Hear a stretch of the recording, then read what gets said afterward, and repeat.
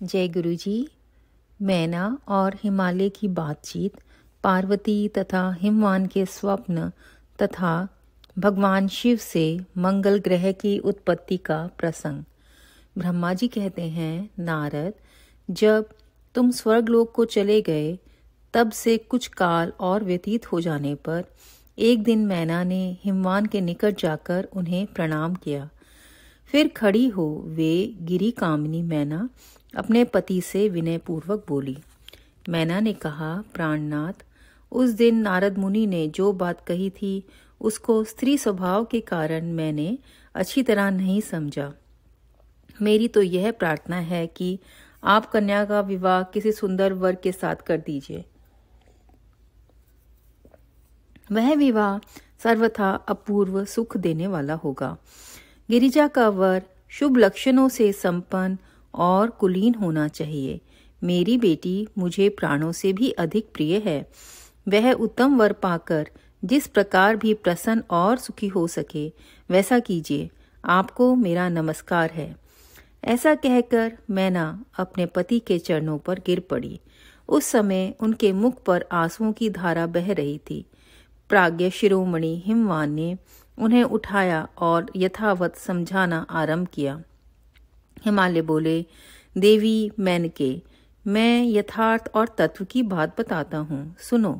भ्रम छोड़ो। मुनि की बात कभी झूठी नहीं हो सकती। यदि बेटी पर तुम्हें स्नेह है तो उसे सादर शिक्षा दो कि वह भक्ति पूर्वक सुस्थिर चित्त से भगवान शंकर के लिए तप करे। मेनके, यदि भगवान शिव प्रसन्न होकर काली का पानी ग्रहण कर लेते हैं तो सब शुभ ही होगा। नारद जी का बताया हुआ अमंगल या अशुभ नष्ट हो जाएगा। शिव के समीप सारे अमंगल सदा मंगल रूप हो जाते हैं। इसलिए तुम पुत्री को शिव की प्राप्ति के लिए तपस्या करने की शीघ्र शिक्षा दो। ब्रह्मा जी कहते हैं, नारद, हिमवान की यह बात सुनकर मैना को बड़ी प्रसन्नता हुई। वे तपस्या में रुचि उत्पन्न करने के लिए पुत्री को उपदेश देने के निमित्त उसके पास गई, परंतु बेटी के सुकुमार अंग पर दृष्टिपात करके मैना के मन में बड़ी व्यथा हुई। उनके दोनों नेत्रों में तुरंत आंसू भर आए। फिर तो गिरिप्रिया मैना में अपनी पुत्री को उपदेश देने की शक्ति नहीं रह गई। अपनी माता की उस चेष्टा को पार्वती जी शीघ्र ही ताड़ गई। तब वे सर्वज्ञ परमेश्वरी कालिका देवी माता को बारंबार आश्वासन दे तुरंत बोली। पार्वती ने कहा, माँ, तुम बड़ी समझदार हो, मेरी यह बात सुनो। आज पिछली रात्रि के समय ब्रह्म मुहूर्त में मैंने एक स्वप्न देखा है, उसे बताती हूँ। माताजी, स्वप्न में एक दयालु एवं तपस्वी ब्राह्मण ने मुझे शिव की प्रसन्नता के लिए उत्तम तपस्या करने का प्रसन्नता पूर्वक उपदेश दिया है। जैसे कि संगत जी, हमने गुरुजी को साक्षात बॉडी फॉर्म में नहीं देखा, लेकिन गुरुजी हमें स्वप्न में आके कई बारी किसी संगत के रूप में हमें एक कोई संदेश दे जाते हैं हमारे लिए। तो यही बात यहाँ पर भी लिखी गई है कि पार्वती जी को भी एक उत्तम स्वप्न दिया गया, जिससे कि उन्हें बताया गया कि वो एक तपस्या करें और उन्होंने उसको पूरा ऑनर किया।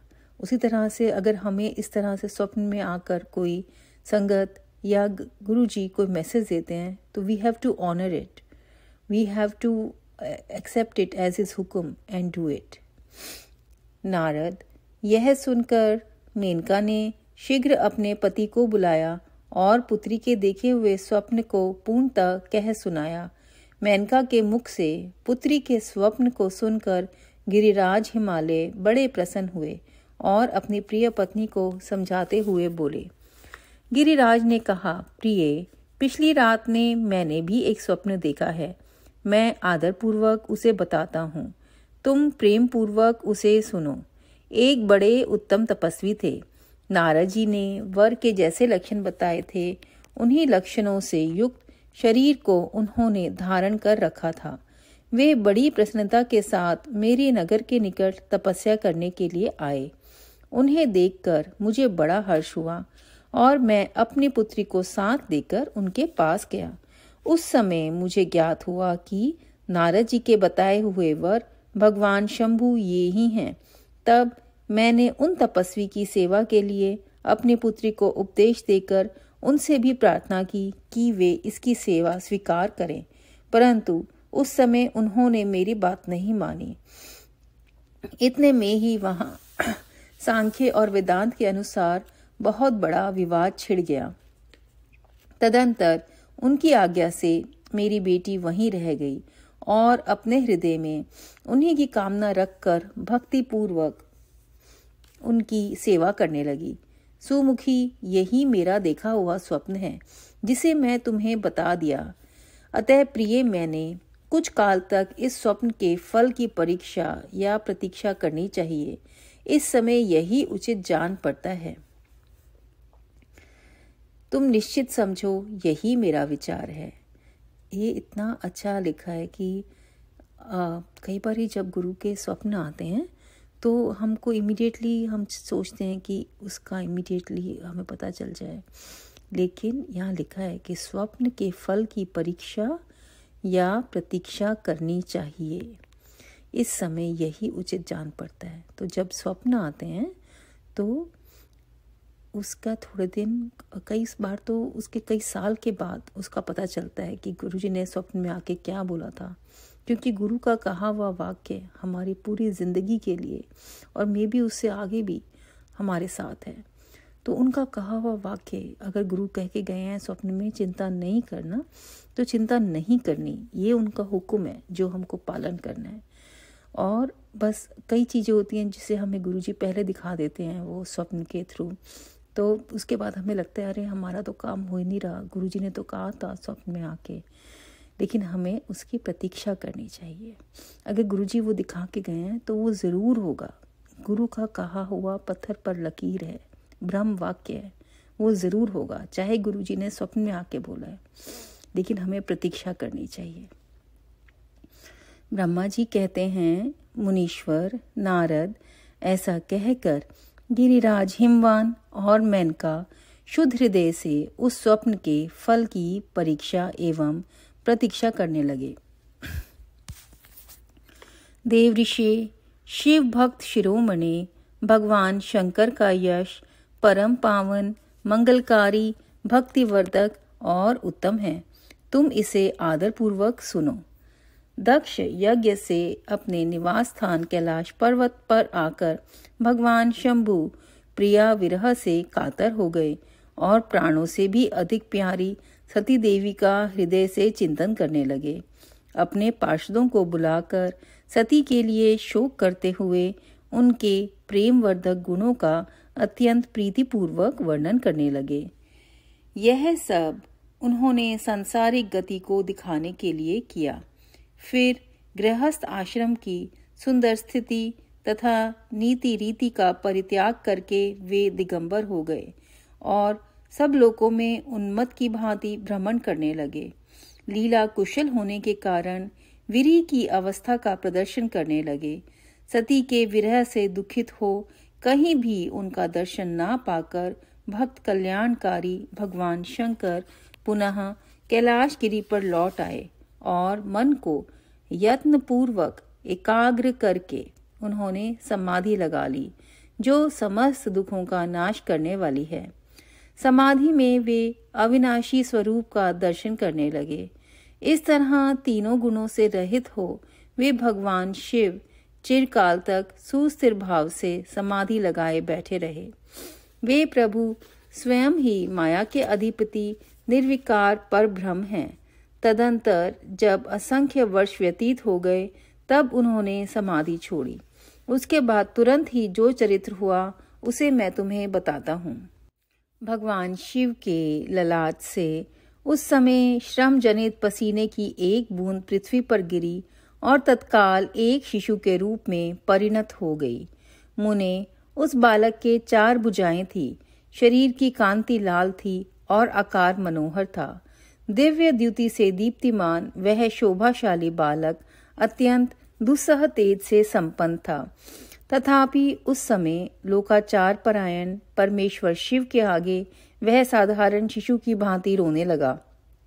यह देख पृथ्वी भगवान शंकर के भय से मान उत्तम बुद्धि से विचार करने के पश्चात सुंदर स्त्री का रूप धारण करके वहीं प्रकट हो गई। उन्होंने उस सुंदर बालक को तुरंत उठाकर अपनी गोद में रख लिया और अपने ऊपर प्रकट होने वाले दूध को ही स्तन्य के रूप में उसे पिलाने लगी। उन्होंने स्नेह से उसका मुंह चूमा और अपना ही मालक मान हंस हंसकर उसे खिलाने लगी।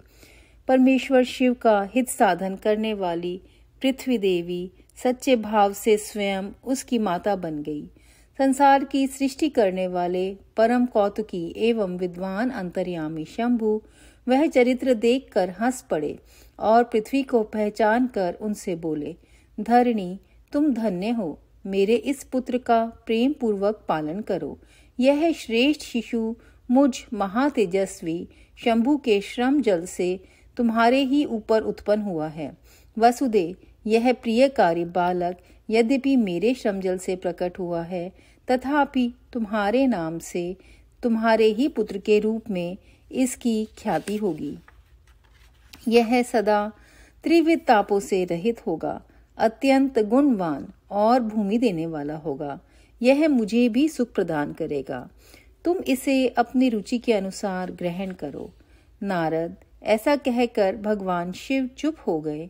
उनके हृदय से विरह का कुछ प्रभाव कम हो गया। उनमें विरह क्या था, वे लोकाचार का पालन कर रहे थे। वास्तव में सत्पुरुषों के प्रिय श्री रुद्रदेव निर्विकार परमात्मा ही हैं। शिव की उपयुक्त आज्ञा को शिरोधार्य करके पुत्र सहित पृथ्वी देवी शीघ्र ही अपने स्थान को चली गई। उन्हें आत्यंतिक सुख मिला। वह बालक भौम नाम से प्रसिद्ध हो युवा होने पर तुरंत काशी चला गया और वहां उसने दीर्घ काल तक भगवान शंकर की सेवा की। विश्वनाथ जी की कृपा से ग्रह की पदवी पाकर वे भूमि कुमार शीघ्र ही श्रेष्ठ एवं दिव्य लोकों में चले गए, जो शुक्र लोक से परे है। अध्याय 9 एवं 10। जय गुरु जी। संगत जी, ये बताया गया है यहाँ पर कि भगवान शिव से मंगल ग्रह की उत्पत्ति कैसे हुई। ये पूरा प्रसंग उसी के बारे में है आज, और साथ साथ में हमें गुरु जी ने स्वप्न दर्शन के बारे में बहुत अच्छी इसके अंदर शिक्षा दी है। शुक्राना संगत जी। जय जय गुरु जी। ओम नमः शिवाय। शिव जी सदा सहाय। ओम नमः शिवाय। शिव जी सदा सहाय।